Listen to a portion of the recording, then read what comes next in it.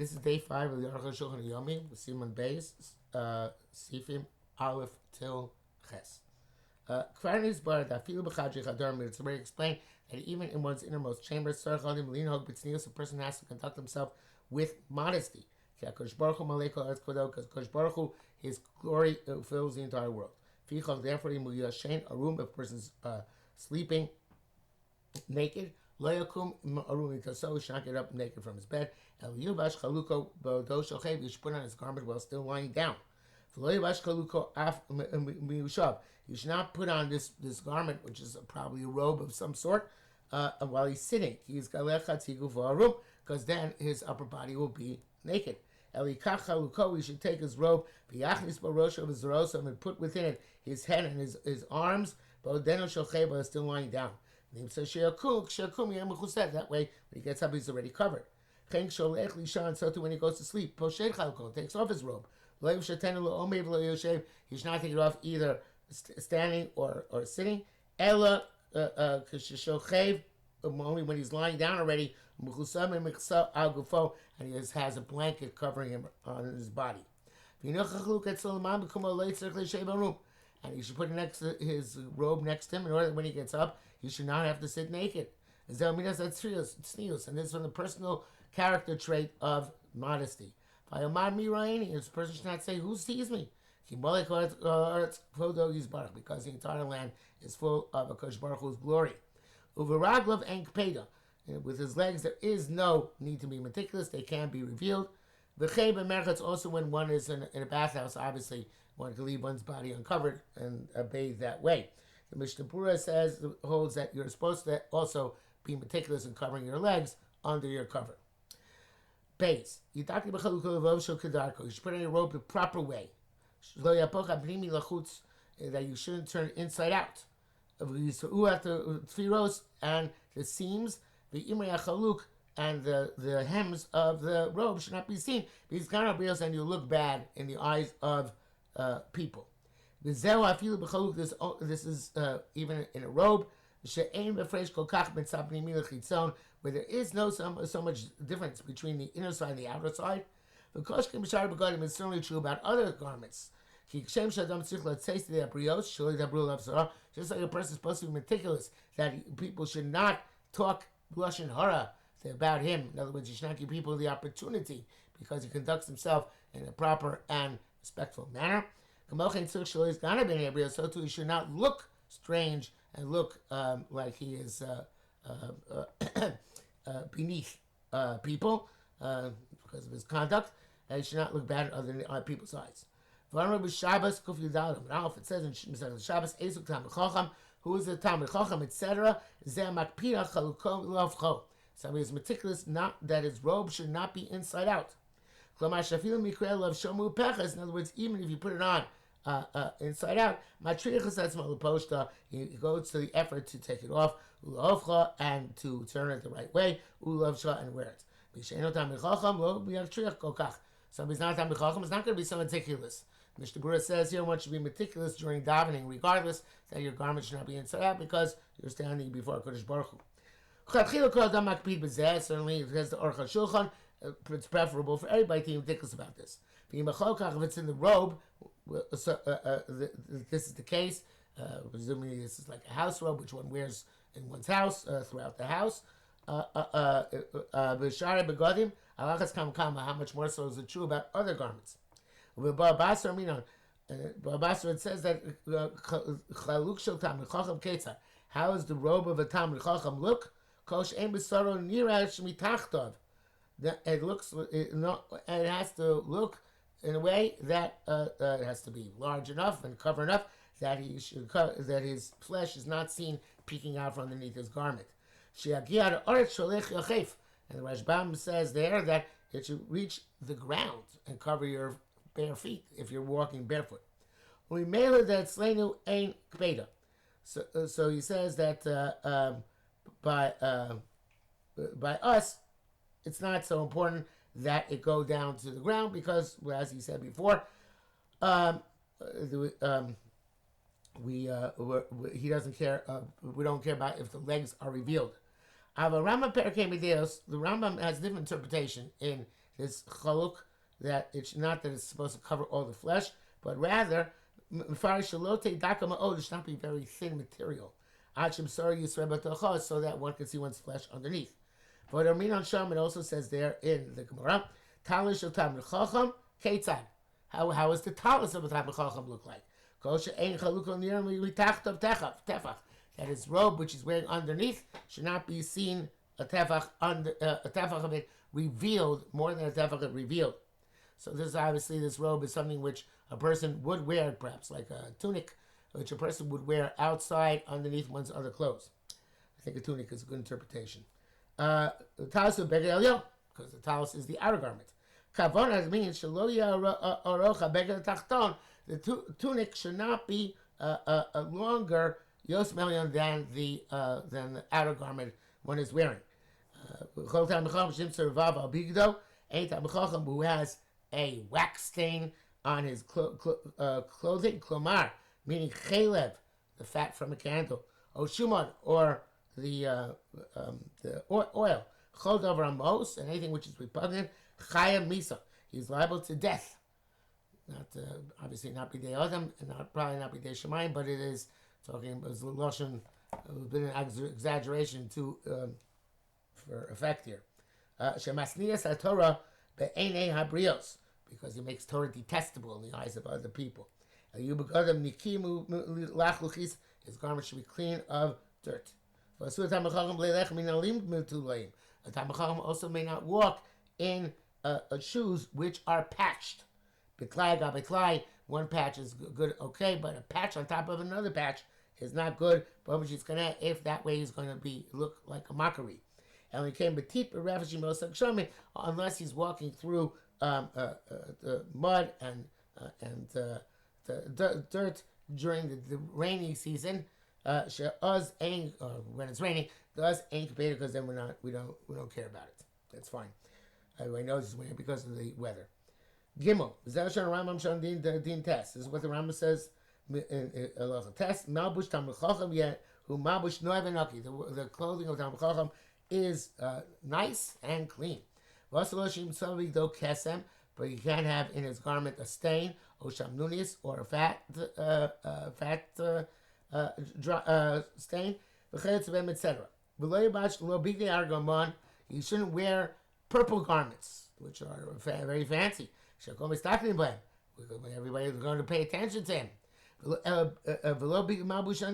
Nor should wear a poor person's garment, which denigrates the person who wears them. But medium garments, average garments, which are nice. His flesh should not be seen from underneath his garments, which was the case with certain types of linen garments, hakalim, which are very light, which are made in Egypt, and his garment should not drag on the ground like a train behind him, like party people wear, until up to his heel and no further down. And his sleeve should come all the way up until the end of his fingers. In other words, according to the Rambam, one's hand should also be covered. He should not go out with fragrances in the marketplace, and not with fragrant garments. He should not put fragrance in his hair. But if he used oil on his flesh in order to remove dirt, mutar, that's permitted. Talmid Chacham is not supposed to go out alone at night. Unless he has a specific time he goes out to learning in a base medrash. Or somebody else. All this because of suspicion, lest he's going to do something inappropriate. And that's all these few things that you just went through are that Talmid Chacham should not look like he's about to do something inappropriate. Chas v'sholom. So that's according to the Rambam, who does not hold the of Shadim. Doesn't hold Shadim exist.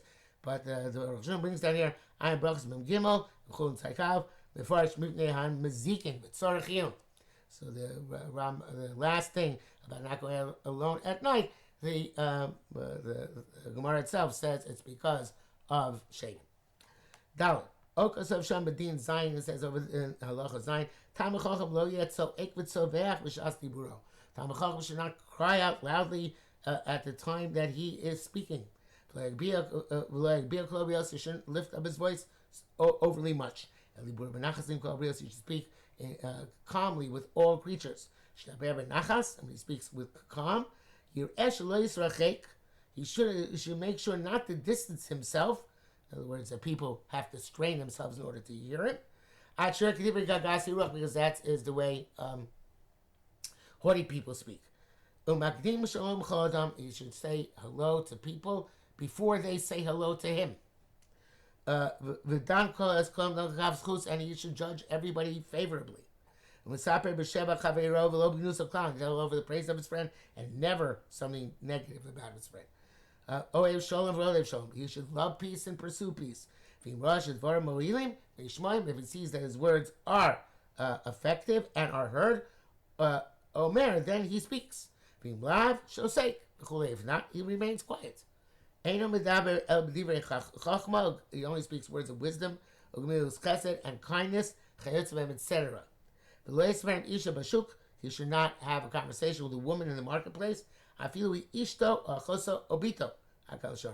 even if it's his wife or his sister or his daughter. And he certainly should not take oaths and vows. He shouldn't eat out with every place and any occasion. I said a constant and regular basis. He should distance himself from the people, groups of scoffers, from people who are inappropriate people. Hey, I'm reading Meshila Yorios. It says at the end of 5 things cause you to forget your learning. Somebody eats something which was nibbled by a mouse. Something which is nibbled by a cow, a cat. When somebody eats the heart of an animal. The Mishnah brings down not just an animal, but also a chaya and an oaf, a non-domesticated animal, and birds. If somebody eats olives overly much on a regular basis. Somebody who drinks water which is left over from washing. Somebody washes his legs one on top of each other. Some say somebody who puts his vessels, meaning his clothing, underneath his head. The Mishnah says it's proper to put, if a person puts something between his head and the clothing, that's okay. Chamisha Dvarim says the Arukh HaShulchan, 5 things Meshivim Esal Alimud. Bring back one's person's learning. If a person has bread baked on coals, the coals can become certainly the coals themselves. Somebody eats a cooked egg, a soft cooked egg without salt. It's somewhat roasted. Having olive oil is good. Somebody has wine and fragrances is good. Somebody who drinks the water left over after the kneading of a dough. Some say also somebody who dips his finger in salt and eats. Vav. It also says there are so 10 things are difficult for one's learning. In other words, to understand what one is learning. The Mishnah Berurah says that 2 of the specific things coming up: somebody who reads the writing on a grave, or somebody who looks at the face of a dead person. He forgets his learning. Not that it's difficult for him to understand, but forgets. Anyway, so they are over taras afsar gamo. Somebody who goes underneath the handle, I guess the bit of a camel. Koshkin taras gamo certainly underneath the camel itself. For ben shnei gmalim, somebody goes between 2 camels. For ben shnei noshim, and somebody goes between 2 women. For isha ben shnei noshim, and a woman goes between 2 men. For mitachas reach ra shalevela, somebody goes underneath a repugnant smell of a dead animal.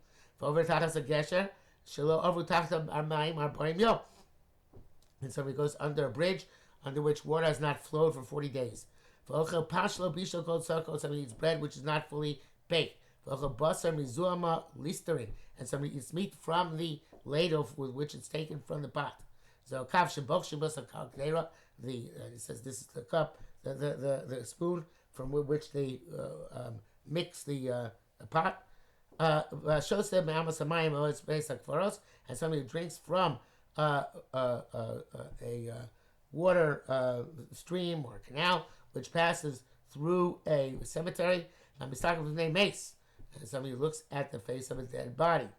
Some say avakorek sav shal gabe kever, also someone who writes the reading on a grave, ayin sham. Some people wrote lov shim shtei malbushim yachad. Some people put on two garments together simultaneously. Gankin kosher shichad also causes one to forget.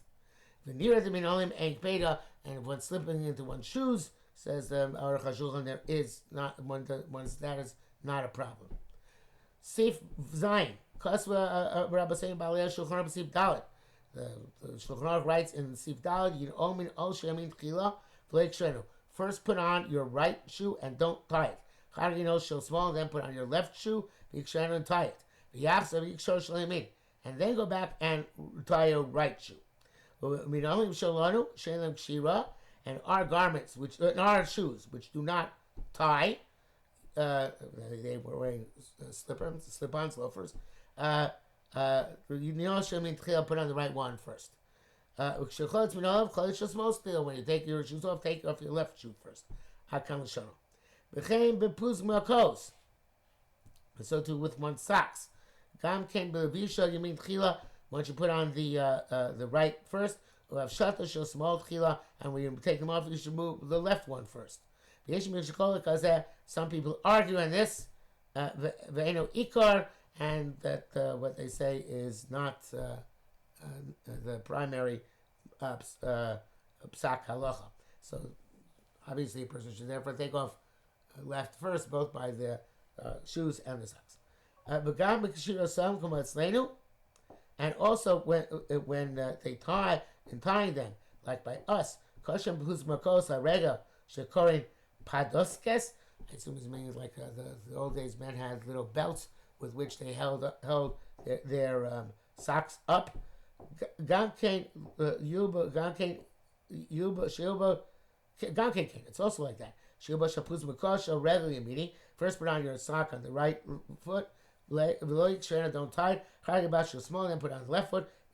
And tie it. And then tie the right one. Mishnah Berurah says if it's the socks are made out of fabric, it doesn't matter. It's only specifically, I guess, with socks which have some leather in them. But back to Arukh HaShulchan. And this is our custom, and you should not change it. According to the Shulchan Aruch, and also according to the Torah. Understand the explanation of this. Torah always gives more honor to the right side. Such as in the avoda, only one's right hand is kosher avoda. When a Matzorah comes to be Torah, and we put oil and blood on his thumb and on his big toe, Parashas Matzorah, it says the right one. So to all person's deeds, the right hand is the primary one. That's why you should put everything on the right first. And therefore, conversely, when he takes things off, you should take up the left first. So the right side remains and still dressed. The cover the aver hu shumuvash. The honor of a limb is when it's covered, when it's dressed. It's true that we find in putting on tefillin, the Torah gives honor to the left. Because one puts on tefillin on the left hand. Therefore, in terms of anything which has to do with tying, we give honor to the left. And in terms of putting on shoes or getting dressed, as opposed to tying, we give honor to the right first. Zelafi Divya Torah Shulchan Aruch and one Shabbos. This is according to the Torah and Shulchan and one Shabbos. So I'm not going to the Hachi Avid Mar Be Breda Ravna. This is the custom of Mar Breda Ravna. V'chol Rabbi Seina Rishonim and all of the rabbis, the Rishonim, Harifa, Rambam, Varosh, Mordechai, Basmag, Hishmita Legamri. They all left this entire order of putting on one's shoes and socks, of course. They left this out. They didn't speak about it. They didn't mention it all. The reason is clear. Says immediately afterwards there, Rav Ashi, Chazino Rav Kahana, the low copy. I saw Rav Kahana was not meticulous in which shoe or which sock he put on or tied first. Ayin Sham. Rav Ashi Basra. Rav Ashi had coming later than Rav Nachman Yitzchak and Mar Breda Ravna. Halacha Basra. Halacha is always like the later Amora to weigh in, and halacha is like Rav Ashi. Ubartos Achaim, the Malbim writes in the Sefer Ubartos Achaim, the Mar Breda Ravna, Ravina, who Basra. Rav Ashi, Ayin Sham. He contends that Mar Breda Ravina was the son of Ravina, contemporary of Rav Ashi, slightly younger than Rav Ashi, so therefore he is the Basra. He is the last one. Vein okay. Says Arukh HaShulchan, it's not true. The Kanu Mar Breda Ravna, below the Ravina. It's Mar Breda, the son of Ravna, and not the son of Ravina. V'aleh Mar Rav Ashi, B'yabamas, concerning him, Rav Ashi said Yabamas, La Mar Breda Ravna Chasuma Allah. Is not Mar Breda Ravna signed on this? And he was earlier than Rav Ashi. Nevertheless, the Torah Shulchan Aruch do bring this down to say that one should be meticulous. Because when Nachman Yitzchak said Reish Shamayim does do follow this pattern, and we have to fulfill the words of the Torah and the Shulchan Aruch.